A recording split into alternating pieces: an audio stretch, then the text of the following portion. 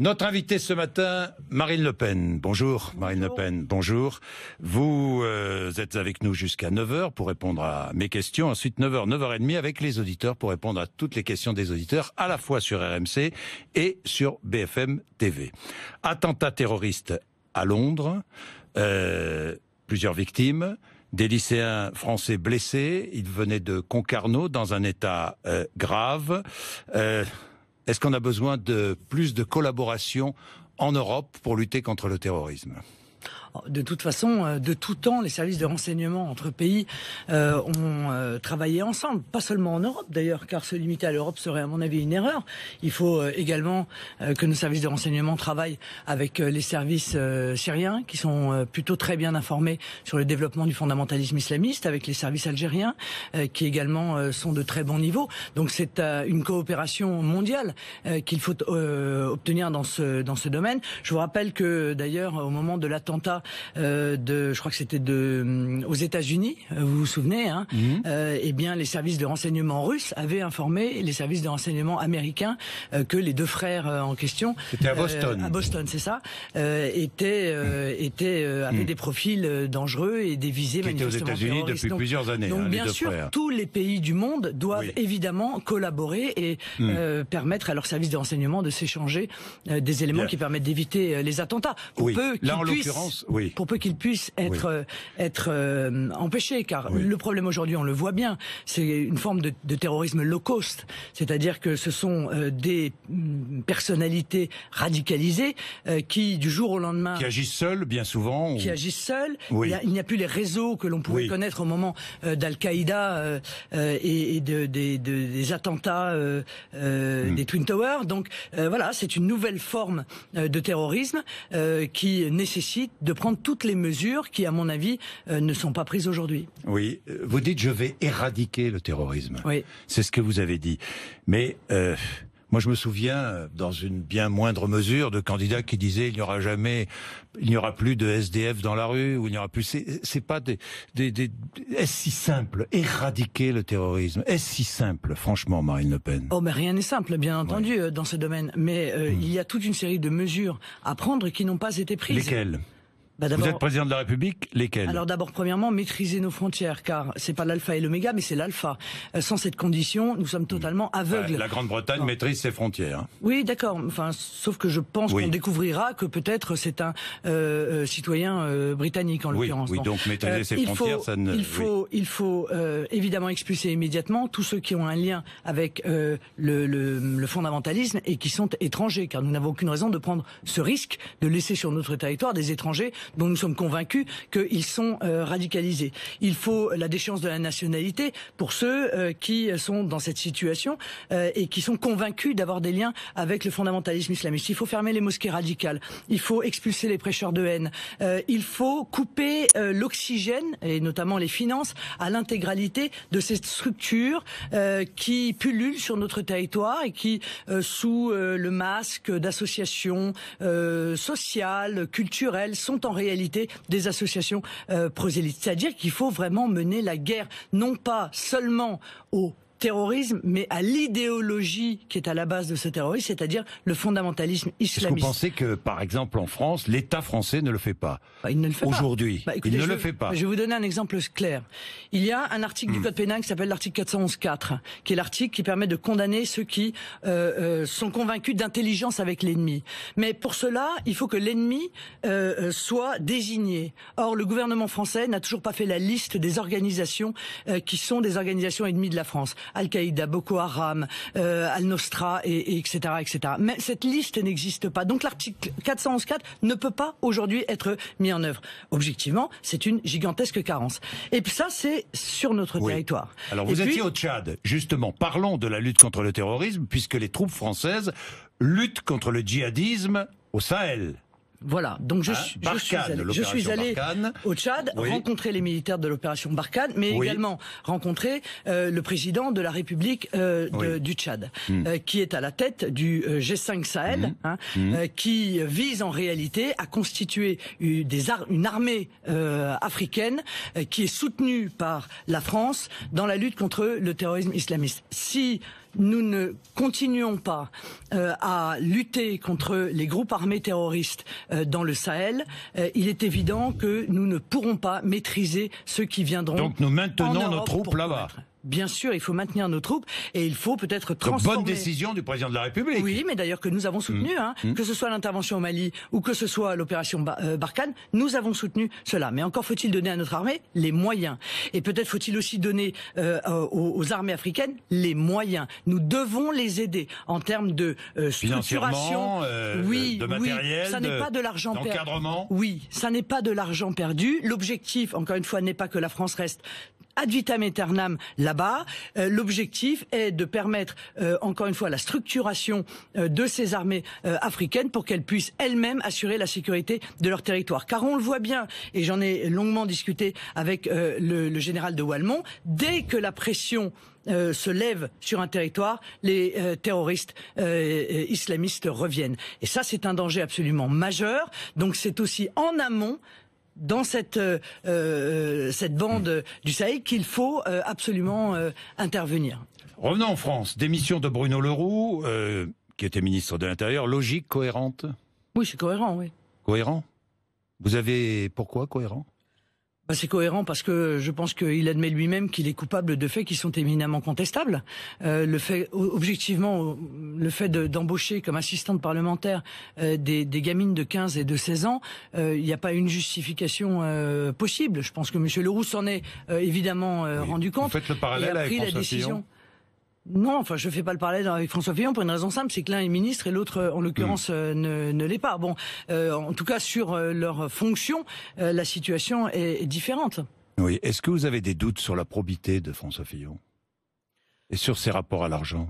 Bon, je n'ai pas de doute. Je pense que tout révèle aujourd'hui que François Fillon a manifestement est un homme qui aime l'argent, voilà, et qui a commis des actes qui lui ont permis un enrichissement personnel. Voilà, un enrichissement personnel. Est-ce que ces actes sont pénalement répréhensibles? Ça n'est pas à moi de le dire. C'est un juge, mais son caractère, quand même, se révèle au travers de l'intégralité de ses déclarations, qui ne devraient pas d'ailleurs arriver dans la presse, parce que quand on lit, si vous voulez, les déclarations de ces enfants qui ont été faites devant la police, où il demande à sa fille de rembourser son mariage, à son fils de rembourser son argent de poche. Bon, évidemment, on se fait une opinion, et cette opinion est extrêmement dure sur M. Fillon.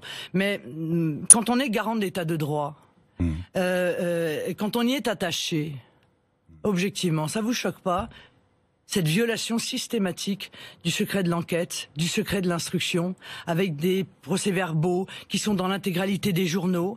Est-ce que, tout de même, le président de la République, le ministre de la Justice ne devrait pas se dire, mais est-ce qu'il n'y a pas un problème dans le fonctionnement de la justice quand cette règle, qui est une règle qui, encore une fois, a des bonnes raisons d'exister, est systématiquement violée? Parce que le problème de la violation, si vous voulez, de l'enquête, du secret de l'enquête et de l'instruction, c'est que, après tout, ce sont ceux qui commettent ce délit et ceux qui le publient qui décident ce qu'ils publient.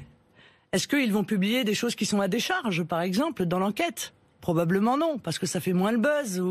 Donc je trouve ça pervers, je trouve ça inquiétant sur, encore une fois, la confiance qu'on doit avoir dans la justice et que beaucoup n'ont plus à cause de ce type de comportement. Je vais vous poser une question très directe. Est-ce qu'on peut élire un président de la République ou une présidente de la République sur lequel ou sur laquelle pèsent des soupçons?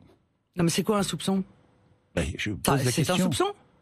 Écoutez, une mise en examen, par exemple, ou je ne sais pas, une mise en examen. Alors, oui, une mise en examen. Ça veut dire que vous souhaitez, par exemple, que la présomption d'innocence soit supprimée de notre droit. C'est pourtant une règle fondamentale. Je vous rappelle que Monsieur de Villepin, qui a été accusé pendant des mois dans l'affaire Clearstream, d'avoir été à l'origine de l'inscription sur la liste du nom de Nicolas Sarkozy, a été considéré et traité comme un coupable pendant des mois. Et il a été relaxé. Vous refusez de vous présenter. Pourquoi? De vous présenter devant les juges à une convocation, pourquoi? Mais parce que je pense que la justice est instrumentalisée. Il y a 15 mois, j'ai réclamé, moi, la nomination d'un juge d'instruction. Il y a 15 mois. On m'a dit non. Et on nomme ce juge d'instruction qui s'agite à quelques semaines... Qui fait son travail, qui s'agite, oui, peut-être. À quelques semaines de l'élection présidentielle. Oui, je trouve ça éminemment suspect. Je pense qu'il y a une volonté d'instrumentaliser la justice pour pouvoir nuire à telle ou telle candidature. Donc nous sommes Donc là vous dans vous ce qu'on présenterez appelle... devant la justice. Bien sûr. Quand? Après les législatives? Écoutez, si je suis élu après mon mandat. Oui. Si je ne suis pas élu après les législatives. Je vous rappelle quand même que j'avais d'ailleurs suivi la même ligne de conduite au régional, où là encore, comme par hasard, j'avais été convoqué. Oui. Enfin, il y a des élections régulièrement dans ce pays. Oui, mais enfin, écoutez, quand vous regardez le calendrier, honnêtement, il n'y a pas de doute. Bon, j'avais été convoqué quelques jours avant les élections régionales. J'avais dit au magistrat, je me rendrai à votre convocation après les élections régionales. Et j'ai été mise hors de cause, pourquoi Monsieur ne pas Bourdin. répondre au juge si vous n'avez rien à craindre? Parce que je ne comprends pas. participe pas à cette instrumentalisation. Chaque citoyen français répond à ces convocations. Oui, mais je pense que là, en l'occurrence, il y a une instrumentalisation. Et c'est d'ailleurs parce que nos législateurs savent qu'il y a un risque d'instrumentalisation de la justice qu'a été mis en œuvre la possibilité pour un député de se tourner vers son assemblée, voilà, en disant je veux que vous vérifiez s'il n'y a pas ce qu'on appelle un fumus persecutionis, c'est-à-dire si en réalité je ne suis pas poursuivi à raison de mon mandat. Je suis désolé, moi je suis attaché à cette règle, de la même manière, Monsieur Bourdin, pardon, mais que je suis attaché, par exemple, au statut de salarié protégé. Il y a des salariés protégés dans notre pays, contre lesquels les procédures peuvent exister, mais elles doivent suivre un certain nombre de règles précises pour vérifier que l'employeur, en réalité, ne poursuit pas... Vous pensez aux syndiqués, par exemple, sûr, aux salariés syndiqués. Ne poursuit pas le salarié à raison de son mandat pour l'intimider, pour faire pression sur lui. Eh bien, il en est de même lorsqu'on est un élu d'opposition. Évidemment, il y a un risque, et là je pense que le risque est avéré, que le pouvoir politique se serve de la justice pour tenter de faire pression, d'intimider. Si vous êtes élue présidente de la République, Marine Le Pen, est-ce que vous supprimerez l'immunité présidentielle? Pas du tout. Et pourquoi? Mais parce que si je supprime l'immunité présidentielle, alors c'est le gouvernement des juges. Alors un juge peut remettre en cause, la volonté populaire exprimée dans le cadre des élections présidentielles. Je trouve ça terriblement dangereux. Voilà.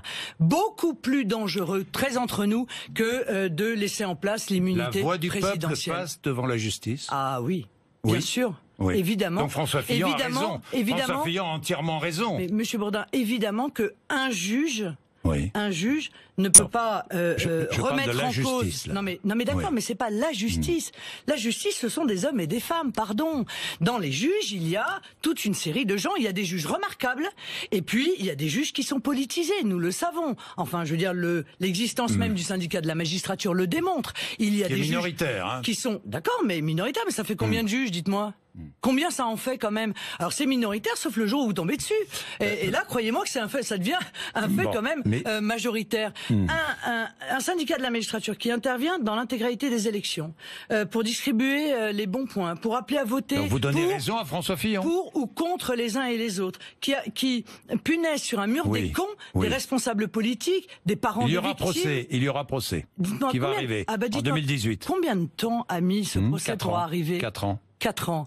C'est quand même moins rapide que pour M. Fillon, vous admettrez. Alors est-ce que François Fillon a raison de finalement d'ignorer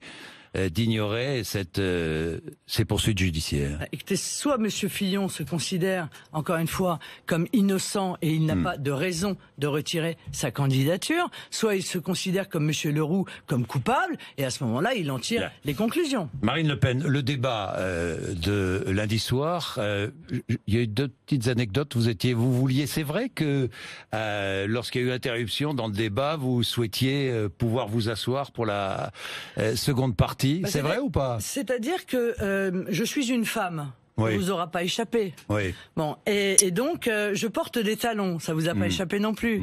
Alors quelque part, tous ces hommes qui étaient à plat probablement ont moins souffert de ces 3 heures. C'est vrai qu'ils ont refusé de vous accorder parce que vous voulez... Non, c'est totalement faux. Bon, non. Il nous avait laissé la possibilité éventuellement d'avoir un tabouret en deuxième partie. Bon, je ne l'ai pas réclamé. Vous ne receviez pas de SMS, vous? Non. Et c'est vrai que François Fillon recevait des SMS, vous l'avez remarqué ou pas? Oui, il était en face de moi. Ah bon? C'est assez incroyable, mais... C'est-à-dire? Il a passé au moins la première partie du débat à lire ses SMS ou envoyer des SMS. Bon. Bien, parlons du financement de votre campagne. Vous avez trouvé l'argent finalement ou pas? On va parler un peu de fond ou à un moment donné ou pas? Il Non. est 35, Marine Le Pen. Bon, okay. Nous sommes là jusqu'à 9h30. Puis, quand j'aurai trouvé l'intégralité du financement, je vous en informerai. Vous ne l'avez pas trouvé aujourd'hui? Non, pour l'instant non, mais j'ai bon espoir. En France? Non, bien sûr que non, parce que les banques françaises à l'étranger ne souhaitent pas prêter aux Français. Ça pose encore une fois quel endroit un vrai problème. Et je vous le dirai quand je l'aurai signé. Vous avez des pistes? Oui, j'ai des pistes, oui, plusieurs même. Des banques vous répondent. Est-ce que vous salariez donc Monsieur Chatillon? Mais non, quoi, c'est pas possible. Oui, oui. Non, mais je vous pose la question. Je peux vous poser la question. Non? Bien sûr, mais non, mais répondre. écoutez, Monsieur Bourdin, Marine Le Pen. bien sûr, vous pouvez me poser la question, mais honnêtement, combien de pourcentage de Français sont intéressés par cette question? C'est ça. Mais c'est pour ça, on va pas s'y attarder. Si Voilà. vous avez une réponse rapide, on s'y attardera pas. Bon, ça y est, je vous ai répondu. Bon, ancien chef du GUD, syndicat étudiant anti-sioniste, anticapitaliste d'extrême droite. Dites-moi, Monsieur Bourdin, Oui, est-ce qu'il y a des gentils anciens du GUD et des méchants anciens du GUD? Je vous pose simplement la question. Je ne dis pas s'ils sont gentils ou je vous pose méchants. la question parce que ça ne me regarde vous savez pas. qu'il y a eu je ne le connais pas. Il y a eu beaucoup de ministres qui étaient des anciens du GUD, vous le savez, hein. Monsieur Longuet, etc. Et puis il y en a une autre, hein, Madame Anne Méot, la grande prêtresse de la communication qui est aux côtés de Monsieur Fillon, c'est aussi une ancienne du GUD. Bon, vous voyez, il y a quand même beaucoup de gens qui arrivent à en sortir. Un tiers des élus municipaux Front National ont quitté leur mandat, c'est vrai ou c'est faux? Non, c'est faux. C'est faux? Non, c'est faux. Un certain nombre ont changé de région et ont donc démissionné de leur mandat car ils ne pouvaient plus l'assurer, mais ils ont été remplacés par leur suivant de liste. Voilà. C'est vrai qu'il y en a eu quelques-uns qui se sont rendus compte que ce mandat de conseiller municipal d'opposition était un mandat extrêmement exigeant, très difficile. C'est très difficile. C'est peut-être le mandat le plus difficile qui existe en France, conseiller municipal d'opposition. Je vous rappelle d'ailleurs, merci de me permettre d'en parler, puisque il y a eu la réunion des maires de France. Des maires hier, oui. Que moi je compte dans mon projet, vous le savez, baisser le nombre de députés, baisser le nombre de sénateurs, et je compte donner un véritable statut. Les régions. Et augmenter la rémunération des maires. Car le maire, c'est vraiment l'élu de proximité que les Français apprécient d'ailleurs le plus. C'est celui sur lequel s'exerce le plus la démocratie de contrôle, puisqu'il est au quotidien. Bien souvent, dans l'immense majorité des communes, c'est 24 heures sur 24 et 7 jours sur 7. Or, je pense qu'ils ne sont pas indemnisés comme ils devraient l'être. Et donc, les économies qui seront faites en baissant le nombre de députés et de sénateurs permettront de pouvoir revaloriser ces indemnités et ce statut des maires, et notamment des maires de villages et de petites villes. Parlons de l'Europe. Vous vouliez parler du fond? Vous voyez, on y vient. J'y viens. Parlons de l'Europe. Si la France quitte l'Union européenne disparaît ou pas? Moi, ce que je souhaite, c'est qu'elle se transforme. Oui. Je ne souhaite pas le chaos, Monsieur Bourdin. Je ne le souhaite pas. Dans je un pense premier qu'il temps, peut. c'est vrai. Je veux dire, je pense qu'il peut arriver le chaos en réalité, parce que nos dirigeants refusent de voir la réalité qu'annonce pourtant l'ensemble des économistes et même d'un grand nombre de politiques, à savoir que l'euro, qui a été le socle fondateur de l'Union européenne, n'est pas viable. Voilà, il ne survivra pas. Donc soit il s'écroulera dans le chaos, soit il faut constater que tout ce qu'on nous avait annoncé n'a pas fonctionné. L'euro n'a pas apporté la croissance, il n'a pas apporté le pouvoir d'achat, il n'a pas apporté l'emploi, il n'a rien apporté de tout cela. Il a apporté des divergences de plus en plus importantes entre les pays, des problèmes de compétitivité très lourds au sein même de l'Union européenne. Il n'a pas constitué cet espace protégé de la concurrence internationale déloyale, puisqu'il n'y a plus de droits de douane en réalité aux frontières économiques de l'Europe. Il n'a pas apporté la sécurité, puisqu'il est incapable de maîtriser les flux migratoires. Donc quand quelque chose ne fonctionne pas, voilà, il y a deux moyens, il y a de dire soit on arrête, on divorce en quelque sorte à l'amiable, sans casser la vaisselle, soit on modifie tout cela et on transforme l'Union européenne en une Europe des nations et des libertés, c'est-à-dire une Europe des coopérations où chaque nation récupère sa souveraineté essentielle. Bien, donc c'est très simple. Hein. Dans un premier temps, vous ne quittez pas l'Union européenne, on est bien d'accord. Mais si nos partenaires européens ne vous écoutent pas, eh bien, vous organisez un référendum. Mais je crois c'est très clair. Vous voyez, je crois que mon Oui. élection sera une grande chance. Bon. Parce que je pense qu'il y a beaucoup de pays, qui souffrent énormément de la situation, mais qui n'ont peut-être pas le leadership en Europe pour pouvoir s'opposer à l'Union européenne. Et moi, je suis convaincu que si je suis élu demain président de la République, beaucoup de pays, eh bien, viendront à cette table des négociations pour dire, bah, écoutez, nous aussi, on n'en peut plus. Nous aussi, on n'en peut plus de l'euro. Nous aussi, on n'en peut plus de l'ouverture totale des frontières. Nous aussi, on veut arrêter Schengen. Et donc, cette négociation, je suis convaincu qu'elle aboutira. La France quitte l'Union européenne. Vous avez une économie de 8 milliards d'euros, c'est cela, hein? Alors d'abord, permettez-moi de vous dire Oui. une chose. Oui, Entendez bien quand même la démarche qui est la mienne. oui. Je considère que la sortie de l'Union européenne est évidemment un choix extrêmement engageant pour la France. Et c'est la raison pour laquelle je veux mettre en œuvre un référendum. Je veux que ce soit les Français qui décident. Voilà. Moi, je ne prendrai pas de décision brutale sans avoir eu l'autorisation par les Français. C'est en quelque sorte une sécurité pour eux. Alors même que par le passé, des référendums ont été organisés et que l'avis des Français n'a pas été respecté. Donc je négocierai pendant 6 mois.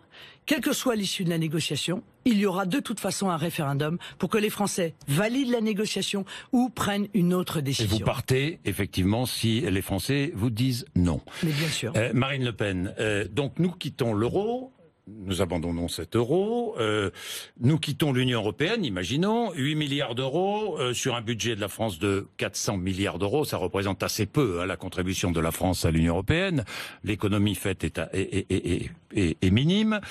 Que se passe-t-il? Que se passe-t-il? Nous récupérons le franc, Oui. les Enfin, un nouveau taux franc. d'intérêt augmentent, Pourquoi? nous empruntons sur des marchés. Pourquoi? Pourquoi selon vous? Mais pourquoi? Mais moi je vous pose la question, pourquoi? Non, mais moi je Est-ce vous que- dis, ça je vous pourquoi dis que... Pourquoi est-ce que les marchés financiers nous feraient confiance? Mais pourquoi? Pourquoi? Mais pourquoi ils nous feraient confiance? Continueraient à nous faire confiance? Pardon, Monsieur Pourquoi? Bourdin. Pourquoi ils nous font confiance aujourd'hui? Alors que nous avons 2200 milliards d'euros de dettes, alors que nous avons 7 millions de chômeurs, alors que Mais nous empruntons à quel taux aujourd'hui? Alors que la désindustrialisation est catastrophique. Vous savez, ce que veut un prêteur, c'est qu'on le rembourse. Donc il a tout intérêt à ce qu'une économie aille mieux. Aujourd'hui, le prêteur nous fait confiance encore, Marine Le Non, Pen. c'est pas qu'il nous fait confiance, c'est qu'il y a tellement d'argent, si vous voulez, dans le monde qu'il faut bien de toute façon prêter à un certain nombre de pays. D'ailleurs, Monsieur Bourdin, Oui. on nous dit en permanence que l'euro est la raison pour laquelle il y a des taux d'intérêt bas. C'est faux. Les taux d'intérêt sont bas dans le monde entier. Voilà, c'est ça la réalité. Donc ça n'est pas un bénéfice de l'euro. Donc de la même manière que ça n'est pas l'euro qui fait baisser les taux d'intérêt, ça n'est pas le nouveau franc qui les ferait monter. D'ailleurs, je vous indique qu'un certain nombre d'économistes déjà tirent la sonnette d'alarme en disant même avec l'euro, il risque d'y avoir une augmentation des taux d'intérêt. Et ce sera mondial. Ce ne sera pas uniquement pour la France. Quoi ou pour qu'il les arrive, pays la européens. France sera soumise au marché, quoi. Marine LePen, si j'ai bien compris. Je pense que le meilleur il y a un moyen pays- qu'il ne vous soit avez pas pris un soumise au exemple. marché, le meilleur moyen pour qu'elle ne soit pas soumise au marché, très honnêtement, Alors, c'est de franciser la dette en Les réalité. risques, c'est l'inflation. Mais Les non. risques, c'est la perte de pouvoir d'achat pour les Français, les citoyens français. Alors, allons au bout de ça. Allons-y. Pourquoi? Au bout, pourquoi? Pourquoi Pourquoi il n'y a pas de risque? Alors moi, je vais vous c'est dire- pas, ne me posez pas de questions, c'est moi qui. Mais Pourquoi non, mais est-ce qu'il n'y a pas de risque? parce que j'entends, si vous Pourquoi voulez, asséner Oui. ce genre d'arguments depuis des mois et des mois, Alors, sans pourquoi que n'y a-t-il jamais, pas de risque, alors sans que jamais Alors, il n'y donnez-moi ait vos arguments. une explication à côté, parce que ces arguments ne tiennent pas la route. Le danger aujourd'hui pour les Oui. épargnants, c'est la loi Sapin 2, c'est la loi sur l'union bancaire. C'est-à-dire que si demain il y a une faillite d'entreprise, de banque, pardon, et ça peut arriver une faillite de banque, car il y a un certain nombre de banques qui se portent très mal, y compris des banques allemandes d'ailleurs. Eh bien, cette loi oblige à ce que on aille pomper dans les comptes des déposants avant d'autoriser l'État à venir soutenir la banque. Voilà. Donc ça, c'est un grand danger pour les épargnants. Ça, c'est un grand danger pour les comptes en banque de nos retraités et de ceux qui ont un petit pécule en banque. Moi, je suis désolé, mais je trouve que le fait que l'État, et c'est mon opinion, doivent pouvoir venir au soutien des banques, et c'est la raison pour laquelle moi je m'engage à préserver l'épargne des Français. Avec moi, l'épargne des Français ne risquera rien, parce que s'il y a une défaillance bancaire, eh bien l'État viendra en contradiction avec les règles imposées par l'Union européenne, sauver justement cette épargne. Voilà, je m'y engage. L'État viendra sauver à condition qu'il ait les moyens de sauver cette épargne. Enfin, nous avons quand même... Marine Le Pen. Non, mais nous avons quand même... Je suis désolé, surtout avec un État endetté comme il l'est aujourd'hui. Non, mais moi je suis désolé de vous dire et que avec sauver... des marchés financiers qui tourneront le dos à la France. Non, ils ne tourneront pas le dos à la France. Eh bien, j'espère. Dans tous les cas, il y a un exemple. Vous prenez l'exemple, je vais pas faire de prévision là. Vous prenez l'exemple, prenons l'exemple de la Grande-Bretagne, parce que vous brandissez souvent l'exemple de la Grande-Bretagne. Je regardais le dernier chiffre du mois, le mois dernier, oui. Le mois de février, 2,3% d'inflation. Que disent les prévisionnistes? Ben oui, chiffre officiel, hein, pardon. Oui, oui. Que disent les prévisionnistes? 3% d'inflation sur l'année. Oui, sur l'année 2017. La Grande-Bretagne, que je sache, n'est pas dans l'euro. La Grande-Bretagne a sa propre monnaie. Mais Monsieur Bourdin, oui. Il y a quand même quelque chose qui m'épate. Allez-y. Vous êtes en permanence sur cette idée d'inflation. Vous êtes complètement, comment dire... Mais vous savez pourquoi? Vous êtes pollué. Non, mais je vous dis, vous êtes pollué. Mais quand l'inflation est forte, les prix augmentent. Écoutez-moi, vous êtes pollué par l'idéologie de la BCE. Okay, mais je suis pas pollué. La BCE, moi, je regarde les fins de mois des Français. Marine Le Pen. Écoutez, la BCE s'est donnée comme règle de lutter contre l'inflation. Voilà, c'était sa règle. Tout le monde a contesté cela. Tous les peuples, tous les pays contestent cela en disant ça ne peut pas être la règle majeure. Il faut toujours un peu d'inflation. Pourquoi? Je vais vous dire pourquoi. Parce que très honnêtement, quand il n'y a pas d'inflation, c'est surtout bon pour les banquiers. D'accord? Parce que un peu d'inflation, c'est pas obligatoirement quelque chose de catastrophique. Ça fait baisser d'ailleurs le poids des emprunts qui ont été faits. Ça augmente les prix. Non, mais pardon. Nous n'avons pas d'inflation depuis maintenant un certain nombre d'années. Est-ce que notre économie va mieux? Je ne parle pas de l'économie, je parle des prix. Est-ce que les prix ont fortement augmenté en France? Les prix ont fortement augmenté quand on est passé à l'euro. Non. Pardon? Non. Alors moi je vous dis, et je le dis solennellement à cette antenne, les prix ont explosé lorsqu'on est passé à l'euro. Voilà. Ça, c'est une réalité qui a été camouflée. Ah bah, dans un premier temps. Enfin, ce qui valait 1 franc valait 1 euro. Ça vaut toujours 1 euro ou 1 euro 2 ou quelque chose comme ça. C'est pas possible. Non seulement nous risquons de voir les prix augmenter, mais je vous pose une autre question. Vous voulez taxer les produits importés de 3%. C'est bien cela? Oui, c'est cela. En plus? Oui. Ça va augmenter les prix de nombreux produits. On est bien d'accord? Pourquoi? Ben non, je sais pas pourquoi. Bon, alors je vais vous dire. Moi, je veux créer une contribution sociale à l'importation de 3%. Oui. Parce que je veux rendre du pouvoir d'achat aux Français. Parce qu'en réalité, le montant que je récupérais avec ces contributions sociales, je le distribuais à ceux qui, salariés et retraités, gagnent moins de 1 500 € par mois. Ça va représenter pour eux 180 € par mois de pouvoir d'achat supplémentaire. Donc ça, c'est urgent parce que les salaires et les retraites pour beaucoup de nos compatriotes sont trop faibles. Une contribution sociale à l'importation de 3%, les Français ne la verront même pas passer. Pourquoi? Parce que bien souvent, ce qui est importé, c'est de la matière première et qu'en réalité, la matière première représente un pourcentage très minime du prix final. Bon, j'ai une dernière question, 2 questions encore sur ce sujet, puis on va passer à autre chose. Mais imaginons la France seule. Est-ce que nous résisterions face à l'Allemagne regroupée avec tous les pays du Nord, les Pays-Bas, la Belgique? Franchement. Franchement. Mais la France est un grand pays très puissant. Faut arrêter de dire qu'on est faible, tout petit, tout seul. Non, avoir sa monnaie, c'est pas être seul. Il y a 95% des pays du monde ont leur monnaie et ils sont pas seuls. Je rentre du Tchad. J'ai eu une grande conversation avec le président du Tchad. Le président du Tchad, il est pour la souveraineté du Tchad. Et moi, je le comprends parfaitement. Eh bien, il veut avoir sa monnaie. Il ne veut plus du franc CFA. Il veut sa propre monnaie parce que lui, il sait, comme beaucoup de pays africains, que la monnaie, eh bien, c'est un élément essentiel de la souveraineté. Marine Le Pen, vous avez brandi un graphique lors de ce débat qui était faux. Non, c'est pas vrai. C'est un mensonge. C'est un mensonge de Décodex du Monde. Ah bon, pourquoi? Parce que ce graphique. L'indice de base, c'est 100. Oui. On est bien d'accord. Oui. Année 2001.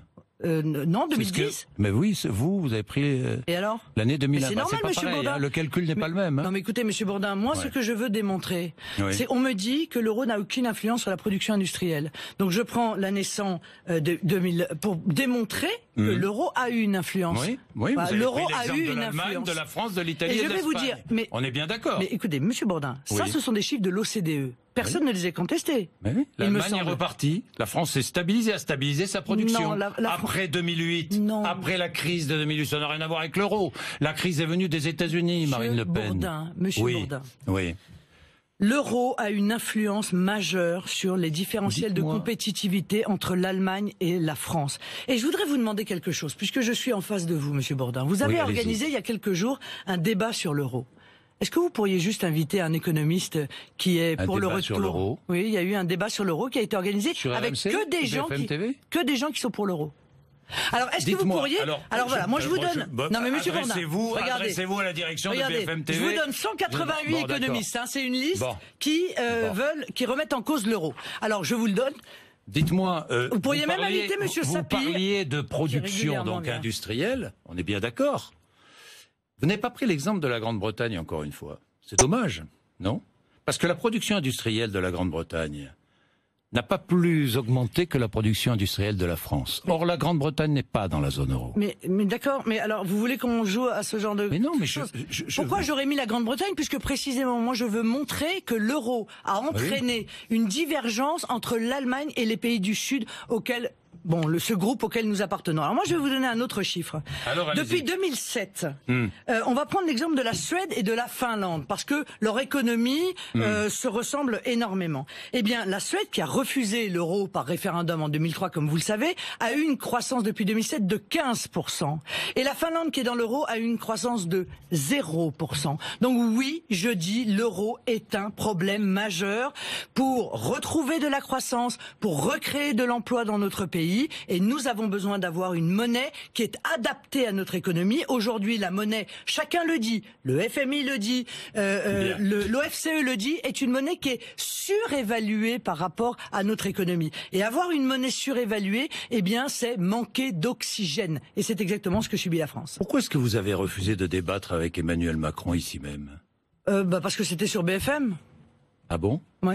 C'est-à-dire que vous choisissez les chaînes sur lesquelles... je fais exactement ce que je veux, car moi aussi je suis une femme libre, Monsieur Bourdin. Vous voyez, d'ailleurs, vous êtes là. Il n'y a pas que vous. D'ailleurs, vous êtes là, sur BFM, ce matin. Voilà. Vous avez refusé de débattre. Peut-être viendrez-vous entre les deux tours. Mais je crois qu'il y a un débat qui va s'organiser sur une autre chaîne. Oui, bien sûr, mais il peut y avoir un premier débat la première semaine, le matin. Parce que vous débattez toujours le soir, mais pensez aussi à celles et ceux qui sont là le matin. Mais écoutez, je vais vous dire, ça me pose aucun problème, parce que moi je suis pas du soir, je suis plutôt du matin. Donc avec grand plaisir. Donc vous viendrez, très bien. Est-ce que vous nous soupçonnez, parce que les attaques, vous savez, ça nous a fait mal. Monsieur Bourdin, je vais vous dire, Marine Le Pen, ça nous a fait mal. Je vous le dis. Je vous le dis, nous qui travaillons ici. Mais vous croyez pas que ça nous fait mal, nous, de nous voir insultés, diffamés en permanence? Ce matin sur RMC, Monsieur Dosière m'a diffamé gravement. Monsieur Dosière, il a eu ce qu'il a envie de dire, c'est son problème, c'est pas le mien. Il a eu un comportement de voyou. Voilà. Bon, vous croyez pas que nous aussi, on trouve ça insupportable de voir la différence de traitement qui existe entre les candidats et Monsieur Macron, qui a l'air d'avoir systématiquement... Où est la différence de traitement, Marine Le Pen? Il y a une évidente différence de traitement. Et je vais vous dire, les Français le ressentent. Il y a eu un sondage qui est intervenu. Tous les Français, et plus d'un Français sur deux, se sont rendus compte qu'il faisait l'objet d'une sorte de complaisance systématique de la part des médias. Mais où est la complaisance? Mais bon, on va pas non, mais Marine Le Pen, je vais pas non plus discuter de ça indéfiniment. Bon, c'est bien. Mais les attaques sont des attaques que vous portez sur le groupe, très bien, mais vous portez aussi des attaques sur tous les journalistes de BFM qui travaillent ici, sur moi aussi. Moi, c'est pas important. Monsieur Bourdin, j'ai le cuir tanné. Vous savez ce que ça révèle, mais je parle de celles et ceux qui travaillent ici. Vous savez ce que ça révèle, ça, Monsieur Bourdin? Ça révèle quoi? Que les journalistes ne supportent pas d'être critiqués. Mais si, mais bien sûr qu'on supporte d'être critiqué. J'ai lu un article dans le journal. Attendez, j'ai lu un article dans le journal du soutien de Monsieur Macron, Monsieur Berger, Le Monde, qui explique que le fait de critiquer les journalistes, c'est être contre la liberté de la presse. Non mais je rêve. Ah mais c'est Monsieur Berger. Laissons-lui ses propos. Mais on est bien d'accord. On est bien d'accord. Mais vous avez fait des allusions. Enfin, je voudrais donner des chiffres. On va pas s'éterniser. Je suis bien d'accord. Oui, vous vous êtes bien rattrapé. BFM TV. C'est bien, là, depuis 15 jours, vous êtes un peu rattrapé, c'est bien. Pas depuis 15 jours, depuis le 1er février, Marine Le Pen. BFM TV, Fillon 23%, Hamon 22%, Le Pen 17%, Macron 16%, Mélenchon 12%. Mélenchon est en retard, c'est vrai, sur BFM TV et sur RMC. Et pourquoi Monsieur Hamon, a plus de temps de parole Fillon que moi? 21%, sur RMC, Hamon 20, Macron 15, Le Pen 14, vous êtes ex aequo avec Macron, toujours d'ailleurs. Hein. Et Mélenchon 10, qui a toujours du retard. Pourquoi, Monsieur Bourdin? Monsieur Macron, il a jamais présenté aucun candidat aux élections. Jamais. Or, je suis désolé, mais dans les temps de parole, on tient compte des sondages, certes, mais on tient compte aussi des résultats des anciennes élections. Moi, je suis désolé, j'ai été le premier parti de France aux élections départementales, aux élections régionales, aux élections européennes. Pourquoi je me retrouve en 4e position? Pourquoi je ne suis pas en première position devant Monsieur Hamon, devant Monsieur Fillon? Monsieur Hamon, qui est le représentant du PS, qui a fait des scores déplorables aux dernières élections et qui est au fond du trou dans les sondages. Pourquoi ce parti pris, Monsieur Bourdin? C'est une vraie question, effectivement. Bien, je peux vous dire, c'est pas un parti pris, Marine Le Pen. En tout cas, nous sommes le 23 mars. Voilà, vous allez vous rattraper. Tout sera équilibré. Je peux vous le dire. Ben voilà, comme ça, vous n'aurez plus. Eh bien, tant mieux. N'était-ce pas de la posture? Mais vous savez, non, c'est pas du tout de la posture. Hein. Je vais vous dire très clairement, c'est une conviction. Est-ce que c'est du niveau d'une candidate à la présidentielle? Ah, poser la question du conflit d'intérêts, c'est tout à fait au niveau d'une candidate à la présidentielle. Où est-il le conflit d'intérêt? Parce que je veux bien que vous le pensiez, mais où est-il? Le conflit d'intérêt, il est dans les relations qu'entretiennent Monsieur Macron et Monsieur Drahi, votre grand patron. Quelles relations? D'accord. Où sont-elles? Monsieur. Vous êtes certain que Monsieur Drahi vote pour Monsieur Macron?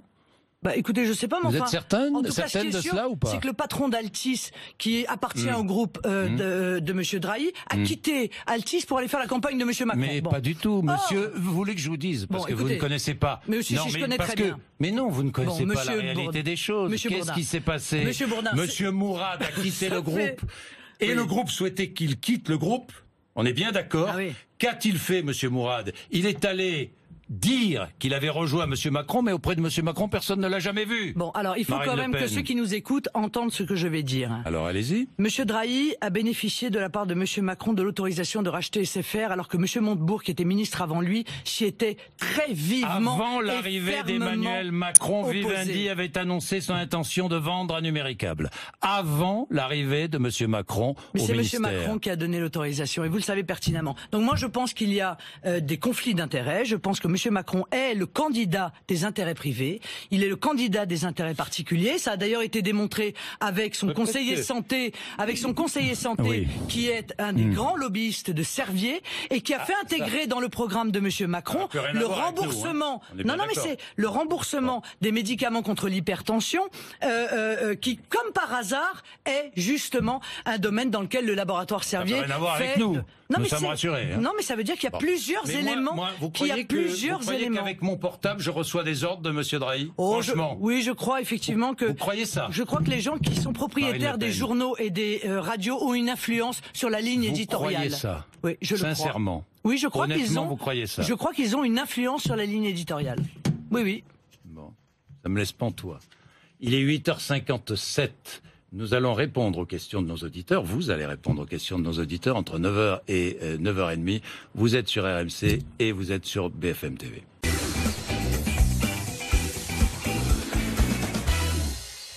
Bien, Marine Le Pen, nous allons regarder votre programme, vos propositions jusqu'à 9h30 avec les auditeurs d'RMC, les téléspectateurs de BFM TV. Et je ne vais pas tarder, nous allons prendre notre premier intervenant. Il s'appelle Nabil, il est en direct de Marseille, je crois, comptable dans les Bouches-du-Rhône. Bonjour Nabil. Bonjour Monsieur Bourdin, bonjour Madame Le Pen. Bonjour. Alors ma question, elle va porter sur ma question va porter sur le droit du sol. En fait, mes parents sont d'origine marocaine. Je suis né en France, donc j'ai la nationalité française. Et vous avez déclaré que la nationalité française, elle s'hérite ou elle se mérite. Et pourquoi pensez-vous que je ne mériterai pas la nationalité française, ainsi que les gens qui sont dans mon cas? Mais Nabil, j'ai jamais dit que vous méritiez pas la nationalité française. Moi, je suis contre le caractère semi-automatique, en quelque sorte, du droit du sol. Le fait d'être né en France ne doit pas donner, avec un certain délai de résidence, automatiquement la nationalité française. Ça doit être un des éléments d'étude de la demande de naturalisation. Je vais vous dire pourquoi. Parce qu'aujourd'hui, grâce à ce droit du sol allié à cette simple exigence d'un délai de résidence, eh bien, on accorde la nationalité nationalité française à des gens qui ne devraient pas l'avoir. Voilà. C'est le cas de Kouachi, c'est le cas par exemple de Koulibaly, c'est-à-dire des gens qui avaient, au moment où ils ont eu 18 ans, un casier judiciaire absolument gigantesque. Ben moi je dis clairement que la nationalité est quelque chose qui doit effectivement se mériter, mais ça ne veut pas dire que personne ne la mérite. Il y a des gens incontestablement qui la méritent, mais ce qui est sûr, c'est que nous n'avons pas à l'accorder à des gens qui ont démontré qu'ils ne respectaient pas la loi, qu'ils étaient des délinquants en puissance ou des criminels d'ailleurs en puissance. Voilà. Ce n'est pas une suppression totale du droit du sol. Si, c'est une suppression du droit du sol, mais encore une fois, dans l'analyse de la demande de naturalisation, il y a toute une série de critères, et le fait d'être né en France est un des critères dont on va tenir compte. Mais ce qui va surtout déterminer, si vous voulez, la naturalisation, c'est le comportement de la personne qui demande la nationalité. Oui, mais à partir de quel âge alors excusez-moi, mais à partir de quel âge vous allez déterminer que la personne peut mériter ou pas? Qu'est-ce qui va faire qu'elle le mérite ou pas? À partir du moment... Mais c'est des personnes qui sont révélées plus tard. Mais à partir du moment où ils le demandent. Et non, ça ne s'est pas révélé plus tard pour eux. Car en réalité, à l'âge de 18 ans, ils avaient déjà un casier judiciaire extrêmement lourd. Bon. Enfin, quand vous voyez, excusez-moi, un certain nombre de casseurs de banlieue là, qui se comportent en attaquant, grâce souvent au droit du sol. Non, en attaquant, qui sont français parce que leurs parents sont là depuis plusieurs générations. En attaquant la police. Non mais laissez-moi donner un exemple. En attaquant la police, etc. Si ceux-là, par exemple, demandent la nationalité française, est-ce que vous croyez sincèrement, Nabil, qu'il faut leur accorder? La réponse est non. Ils l'ont. Voilà. Mais ils sont français. Vous parlez de certaines exceptions. Majorité, Marine Le Pen. Pas tous. Et donc, encore une fois, avec ce type de comportement... des exceptions pour en faire une généralité. Bah, excusez-moi, mais si les... Vous prenez des exceptions pour en faire des généralités. Non, monsieur, je ne prends pas une exception. Je vous donne un exemple. L'exemple que je vous donne, c'est par exemple, si quelqu'un vient demander... Est-ce que vous reliez la nationalité française à la nationalité? Franchement. Mais non, mais pas du tout. Bah si, c'est ce que vous faites. Mais non, c'est pas ce que je vous dis. Enfin, écoutez, monsieur Bourdin, vous faites pas... Expliquez-moi. Alors, expliquez-nous parce que je ne comprends pas. Vous prenez l'exemple des délinquants de banlieue...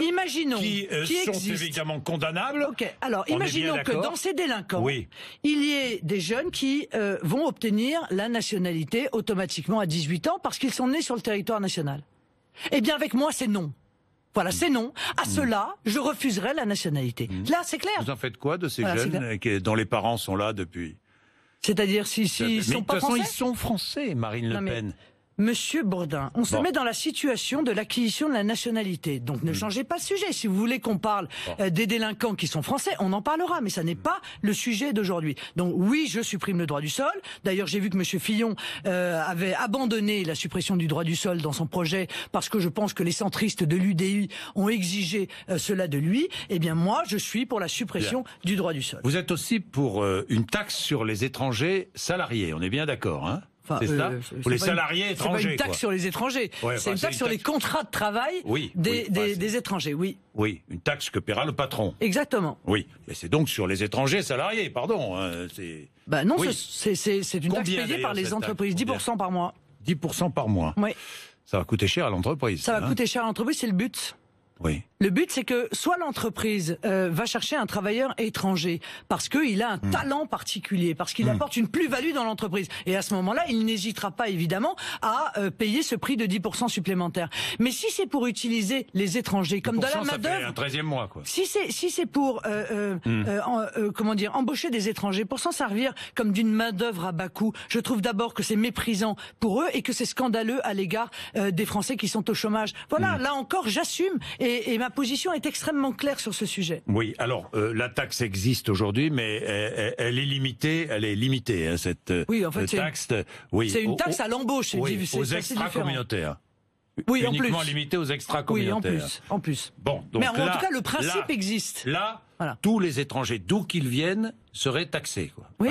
L'employeur serait taxé. Oui. Qu'ils viennent de la communauté européenne, de nos voisins ou du bout du monde. C'est une manière de mettre en œuvre la priorité nationale. C'est-à-dire l'idée que avant d'embaucher des étrangers, il faut d'abord embaucher les Français en France. Ça va renchérir les produits, ça aussi, forcément, non ? Ah bon, parce que pourquoi ça Je sais pas, mais parce que ça va coûter plus cher à l'entreprise. Ça va coûter plus cher à l'entreprise, Marine Le Pen. Si l'entreprise veut que ça, si c'est produit, si l'entreprise veut à tout prix embaucher des étrangers au point que ça renchérit ses produits, moi, je pense que les Français iront acheter d'autres produits. Voilà, d'une entreprise qui embauche des salariés français. Puisqu'on parle des étrangers, restons avec eux. Marine Le Pen, lors du débat lundi soir, nous avons parlé, vous avez parlé, vous, les candidats à la présidentielle, des économies à faire sur la sécurité sociale. Et vous avez mis en avant l'AME. On est bien d'accord, vous voulez supprimer l'AME, qui représente combien ? 800 millions d'euros par an. Un petit peu, oui, grosso modo ça, oui. Oui, sur les dépenses de santé en France ? Oui, mais 195 milliards d'euros. Ça représente quoi ? 0,4%. On est bien d'accord ? Oui. Non, mais ces chiffres sont les bons. Oui. D'accord. Bon. Alors, est-ce prioritaire, franchement ? Oui. C'est prioritaire, mais c'est pas seul. Il faut pas faire ça seul. C'est une mesure parmi tant d'autres. Tout le monde dit l'AME, la suppression de l'AME, c'est la mesure du Front National. Non. C'est l'une des mesures. C'est l'une des mesures. Moi, je peux vous dire qu'en matière d'économie sur la santé, il y a le virage ambulatoire, 5 milliards d'économies, c'est l'OCDE qui le dit, la vente à l'unité, 2 milliards, l'augmentation des génériques, 3 milliards, l'amélioration de l'observance, 9 milliards, l'utilisation des outils numériques, 15 à 25 milliards, et la fraude sociale, 20 milliards. C'est donc 50 à 60 milliards d'économies que nous pourrons faire sur la santé. Mais l'AME, c'est symbolique. Oui, mais ça coûterait plus cher à la sécurité sociale de supprimer. Parce que je vais vous dire honnêtement, l'idée quand même que on prend en charge absolument intégralement les clandestins qui sont là parce alors qu'ils ont violé la loi, ce sont des hommes ou des femmes en situation irrégulière, sans qu'ils payent de franchise, sans qu'ils payent de tickets modérateurs, alors que les Français qui eux payent à peu près 400 € par mois sur un salaire moyen de 2000 € net. Bon, eh bien eux ils payent, en plus, ils ont un reste à charge. Mais c'est scandaleux, c'est injuste, voilà ce que je dis. Donc moi je pense qu'il faut limiter, encore une fois, la prise en charge des soins pour les clandestins aux situations évidemment d'urgence, aux situations... Oui, que fait-on des clandestins qui sont en très mauvaise santé ? On les accueille à l'hôpital. On les soigne, on est bien d'accord. S'ils sont en situation d'urgence, sinon donc on les renvoie dans leur pays. On les soigne.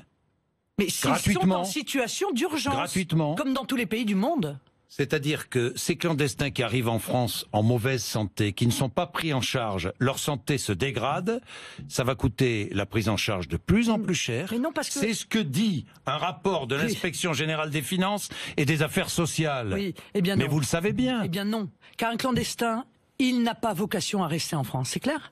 Voilà. Et si sa santé se dégrade, ça va coûter plus cher à la sécurité sociale. Sa santé n'aura pas le temps de se dégrader sur le territoire, puisqu'il ne sera plus sur le territoire. Il aura été renvoyé chez lui. Voilà. Donc, sauf en cas de situation d'urgence ou en cas de risque... Rassurez-nous, vous accueillez les situations d'urgence à l'hôpital, même un clandestin, on est bien d'accord. Mais bien sûr, comme tous les pays du monde. Aux États-Unis, je suis désolé, personne ne se fait soigner gratuitement, mais lorsqu'il y a évidemment une situation d'urgence, évidemment que les personnes sont soignées, même si elles n'ont pas d'assurance. Mais encore une fois, sauf ce cas-là et le cas évidemment de risque pour la santé publique, ça peut arriver, une épidémie, eh bien, les clandestins ne se verront pas soigner gratuitement, alors qu'un Français sur 3 ne se soigne pas correctement parce qu'il n'en a pas les moyens. Nous allons prendre Dominique, si vous voulez bien, qui est chef d'entreprise en Haute-Savoie et qui a 50 ans. Bonjour Dominique. Bonjour Jean-Jacques, bonjour Madame Le Pen. Bonjour. Bonjour, ma question va porter sur les conséquences immédiates de la sortie de l'euro. Madame Le Pen, vous n'êtes pas sans ignorer que la France est considérée aujourd'hui comme la Côte d'Azur de l'Europe. Son attractivité touristique est reconnue dans le monde entier, manifestement, sauf dans la classe politique française. Une sortie de l'euro et le rétablissement du franc risque, selon moi, de provoquer une baisse immédiate de 10 à 15% de la valeur nominale du franc. Ça va provoquer une accélération d'un phénomène dont souffrent déjà toutes les zones touristiques. C'est l'arrivée sur le territoire des investisseurs étrangers qui vont acquérir des biens. Ils vont acheter les maisons, ils vont acheter les commerces, c'est déjà le cas depuis 15 ans, et repoussent les natifs de ces zones dans les zones les moins attractives et les moins chères. Comment allez-vous organiser le contrôle de cette situation, Madame Le Pen ? Elle s'est enclenchée depuis 15 ans, elle va s'accélérer encore plus avec la sortie de l'euro. Et comment allez-vous contrôler l'inflation de l'immobilier dans ces zones attractives qui composent l'essentiel de notre pays ? Madame Le Pen, nos enfants ne peuvent plus se loger et nous ne pouvons plus vivre dans notre propre pays. Expliquez-moi comment vous allez faire si le franc est rétabli et qu'il baisse de 15 à 30%. Mais monsieur, je vous remercie de votre franchise. Vous dites que ça fait donc 15 ans que ça dure, et il se trouve que précisément, ça fait 15 ans que l'euro est en place. Bon, par conséquent, on ne peut pas dire que ce soit la monnaie qui ait eu une influence sur ce phénomène que vous dénoncez, et que évidemment auquel nous sommes attachés parce qu'il représente un problème, notamment en Corse, notamment sur l'ensemble d'ailleurs du littoral, sur d'ailleurs la frontière avec la Suisse, sur d'ailleurs l'ensemble du littoral également. Français, et qui fait que un grand nombre d'étrangers viennent acheter en France des biens qui du coup désertifient le littoral, parce que le littoral ou les zones très touristiques, parce que ce sont des maisons secondaires et il n'y a plus de vie du coup dans ces maisons. Et moi je pense que ce sont les municipalités qui doivent en l'occurrence agir, mais moi je suis extrêmement attaché. J'ai d'ailleurs soutenu un projet en Corse qui précisément vise à lutter contre cette problématique qui fait que les jeunes Corses n'arrivent plus à se loger dans leur village parce que le prix de l'immobilier a été très augmenté. Mais honnêtement, pour les zones touristiques, je pense que surtout la baisse de 10% de la monnaie va avoir un effet tout à fait spectaculaire sur le tourisme, comme ça a été le cas d'ailleurs pour la Grande-Bretagne. Quand elle a dévalué sa monnaie, il y a eu tout à coup un afflux de tourisme. Mais permettez-moi de revenir sur cette valeur de la monnaie dont vous parlez. L'euro a beaucoup bougé. L'euro a coûté jusqu'à 1,55 $ et est descendu jusqu'à 0,80. Vous imaginez, quasiment du simple au double dans les 15 dernières années. Bon.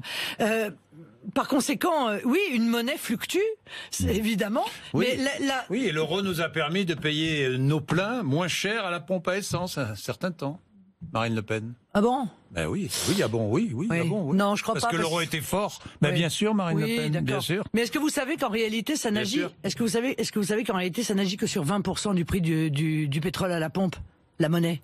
Pour une raison simple, c'est que 80%, ce sont des taxes, exactement. Bon, alors bien sûr, il peut y avoir un petit renchérissement, eh bien nous le compenserons par la baisse des taxes que perçoit l'État, car évidemment, il n'est pas question d'amputer le pouvoir d'achat, puisqu'au contraire, le pouvoir d'achat, c'est notre priorité essentiel dans le projet. Vous baisserez les taxes sur les carburants. Si les carburants, à ce moment-là, encore une fois, sont plus chers, parce que les carburants baissent, montent, on a dit qu'ils allaient remonter, ils ne remontent pas. Bon, ils sont très bas, tant mieux pour les consommateurs. Dominique, vous voulez ajouter quelque chose, je crois? Oui, tout à fait. Oui. En fait, Madame Le Pen, vous n'avez pas vraiment répondu à ma question. Vous avez fait du Macron, c'est-à-dire vous avez fait le constat, mais vous n'avez pas apporté la solution. Vous l'avez balancé dans la main des maires qui n'ont aucun pouvoir de régulation. Moi, j'attendais. Ils ont un pouvoir d'urbanisme? Non, ils n'ont pas un pouvoir d'urbanisme. Ils devraient le récupérer avec moi, en tout cas, parce que pour l'instant, il a été transféré. Ils ne peuvent pas choisir les acquéreurs, Madame Le Pen. Ce sera le pouvoir de l'argent. Et aujourd'hui, comme notre économie est en berne, les pays investisseurs, les pays qui ont les moyens d'investir, viendront investir chez nous. Et nous serons toujours pareils. Nous serons repoussés de plus en plus loin. Mais vous n'avez pas répondu à ma question. Je comprends que cette question sur le privé, monsieur, très honnêtement, moi, j'ai toute une série de mesures dans mon projet qui visent à éviter précisément l'achat notamment d'entreprises que je considère porteuses ou considère stratégiques par des investisseurs étrangers. C'est le cas également. Pour laissez Dominique, Marine Le Pen. C'est le cas également pour l'agriculture. Mais le meilleur moyen de retrouver des personnes qui achètent et qui ont un pouvoir d'achat, et des Français qui ont un pouvoir d'achat pour acheter des maisons sur leur propre territoire, dans leur propre pays, c'est de mettre en œuvre le modèle économique pour lequel je plaide, qui va permettre de retrouver la voie de la création de richesses, retrouver la création d'emplois et lutter contre l'effondrement du pouvoir d'achat. Voilà, qui est d'ailleurs un problème majeur pour les personnes âgées dont on ne parle pas. On va en parler avec Sylvie, justement. Vous tombez bien, qui est retraitée infirmière dans le Var, qui veut parler du pouvoir d'achat des personnes âgées. J'ai encore un mot sur la monnaie. Moi, je me souviens de ce qui s'est passé en 1981, vous vous souvenez, avec l'arrivée des communistes au gouvernement. Qu'est-ce qui s'était passé en 1981? Il y avait eu un contrôle d'échange. Il y avait des milliards de francs qui étaient partis en Suisse ou ailleurs. Non. Comment feriez-vous pour éviter une fuite des capitaux? Non mais très honnêtement, il y a eu un contrôle d'échange pendant quelques mois. Personne n'est mort. Et puis les choses se sont calmées. Parce qu'en réalité, c'était l'arrivée de Mitterrand au pouvoir. Tout le monde avait fichu la trouille à tout le monde en disant, moi je me souviens très bien, j'avais 13 ans à l'époque, que les chars soviétiques allaient descendre les Champs-Élysées, etc. Tout le monde le disait, votre père aussi et d'autres. Non, mais d'accord. Mais vous voyez, déjà à l'époque, le projet peur, ça existait. Bon, en l'occurrence, ça avait été utilisé contre Mitterrand. Aujourd'hui, c'est utilisé contre moi. Mais voilà, la réalité, c'est que rien de cette catastrophe n'arrivera. Voilà, pas plus que ça n'est arrivé au moment du Brexit, où on nous avait dit le simple vote du Brexit va entraîner l'effondrement, la récession. Mais le Brexit n'est pas engagé pour l'instant. Le simple vote. Oui. Parce que les marchés. Le Brexit n'est pas engagé. Non, mais on nous a dit parce que les marchés financiers anticipent justement, et donc le simple vote va entraîner l'effondrement de l'économie. Ça n'a pas été le cas. Pour l'instant, il y a une inflation et il y a une économie britannique qui se porte moyennement. Pardonnez-moi, Marine Le Pen. Pardon. Production industrielle. Non, mais pardon. Production industrielle. Ah non, mais attendez, alors, si vous voulez des chiffres, il se trouve que je dois les avoir. Mais la Grande-Bretagne se porte très bien. Elle a le taux de chômage le plus bas depuis 15 ans. Elle a une croissance qui est le double de la nôtre, alors que la Banque d'Angleterre avait dit, si y a le Brexit, on sera en récession. Et la Banque d'Angleterre est même venue après le Brexit pour dire, eh bien, nous sommes trompés. Moi, je crois en réalité qu'ils ont cherché à tromper les Britanniques. Ça, c'est autre chose. Bon. De la même manière, l'élection de M. Trump a été précédée de ce projet peur. Ça allait être la catastrophe, tout allait s'effondrer. Et puis, la réalité, c'est qu'aujourd'hui, M. Trump, il arrive en tout cas à relocaliser des entreprises et à recréer de l'emploi dans le pays. C'est ça. Parce que vous voyez, encore une fois, je pense qu'il faut arrêter ces techniques de manipulation de l'opinion. Sur le terrain de l'emploi a été une réussite. Marine Le Pen. Écoutez, je ne sais pas si pour l'économie américaine, vous le savez bien, a été une réussite. Ce que je sais, c'est que ce sont des milliers d'emplois qui, depuis l'élection de M. Trump, des entreprises qui ont annoncé la création ou le retour de milliers d'emplois aux États-Unis. Tant mieux pour les travailleurs américains. Bien, Sylvie est retraitée infirmière dans le Var. Bonjour Sylvie. Bonjour Jean-Jacques Bourdin, bonjour Marine Le Pen. Bonjour Sylvie. Alors, allez-y Sylvie, qu'est-ce que vous voulez dire? Alors, aujourd'hui, je voulais parler des retraites. Aujourd'hui, vivre sa retraite en France, c'est plutôt, et pour beaucoup, devenu une question de survie. Une vraie survie. Parce que malheureusement, les retraites ne sont très peu revalorisées. Et puis surtout, je voulais parler des femmes. Parce que beaucoup de femmes vivent avec quasiment peu de retraite. Souvent, elles ne peuvent pas toucher la pension de réversion. Et ces femmes, comment font-elles? Parce qu'avec un minimum de retraite, revenu, payer un loyer, une caution aujourd'hui, c'est quasiment impossible. Si on veut un toit sur la tête... question, Sylvie. Alors, la question, que comptez-vous faire, Marine, pour aider justement ces retraités? Comptez-vous augmenter le revenu minimum vieillesse? Enfin, aider les retraités français et surtout les femmes à la limite de la paupérisation, de la pauvreté. Comment les aider? Que comptez-vous faire de concret? Merci d'aborder ce sujet parce que c'est un sujet qui d'abord me touche beaucoup, qui touche beaucoup de Français. C'est vrai qu'il y a de plus en plus de retraités pauvres dans notre pays et que les femmes sont particulièrement touchées par cette situation. C'est la raison pour laquelle je mettrai en œuvre immédiatement une hausse du minimum vieillesse de 20%. Immédiatement. 20%, c'est-à-dire le minimum vieillesse qui est à 802 €. Sera à 1000. Ou 801 €. Sera à 1000, oui, à 1000 €. Et je fais la même chose d'ailleurs pour l'allocation adulte handicapé, parce que là encore, il y a de lourdes difficultés pour survivre avec les montants qui sont alloués. Et là aussi, je l'augmente de 20%. Alors c'est un coût, mais c'est un coût, encore une fois, Comme dit que François j'assume. Fillon, en regardant le programme de tous ses adversaires, il dit... Quel cadeau, quelle succession de cadeaux de tous les côtés. Comment financer tout ça? Un cadeau. Oui. Accorder un cadeau à des handicapés d'avoir 1000 € par mois plutôt que 800, c'est un cadeau. Eh ben ça démontre l'état d'esprit de M. Fillon et ça n'est pas le mien. Parce qu'encore une fois, moi je pense que l'État est là pour protéger les plus faibles. C'est son rôle. Et si les Français payent autant d'impôts et de taxes qui n'ont cessé d'augmenter depuis des années et des années, puisque je crois que M. Hollande les a encore augmentés de 35 milliards sous son quinquennat, eh bien ils veulent surtout avoir une vue sur la manière dont c'est dépensé. Et moi je pense que les Français ils sont d'accord pour augmenter l'allocation adulte handicapé ou le minimum. Comment faire? C'est ce que veut dire François Fillon lorsqu'il parle de dépenses inconsidérées. Marine Le Pen. Mais moi je l'ai. Moi j'ai mes mesures. Évidemment que tout le monde a non, envie ça n'est pas inconsidéré. Tout le monde a envie d'augmenter le minimum vieillesse. Non mais pardon. Le SMIC. Mais pardon. Moi j'ai des mesures d'économie pour 96 milliards. Je les ai décrites dans mon projet. Tout cela est extrêmement sérieux, sera mis en œuvre. Mais c'est vrai qu'il faut faire des choix. Voilà, il faut faire des choix. Soit on se soumet... Vous avez été qualifié de serial killer de l'économie française. J'ai vu ça, j'ai entendu ça lundi soir. Oui, bien sûr. De la part de ceux qui quand même ont ruiné le pays, il faut quand même le dire. De la part de M. Fillon qui a fait 600 milliards d'euros de dettes sous son quinquennat. Donc je suis désolé, mais moi les champions du monde du chômage, les champions du monde des déficits, les champions du monde de la dette, qui viennent me donner à moi des leçons d'économie, très objectivement, je suis pas sûr qu'ils soient extrêmement crédibles. Le pouvoir d'achat, donc si vous augmentez le minimum vieillesse, on est bien d'accord, de 20%, le SMIC.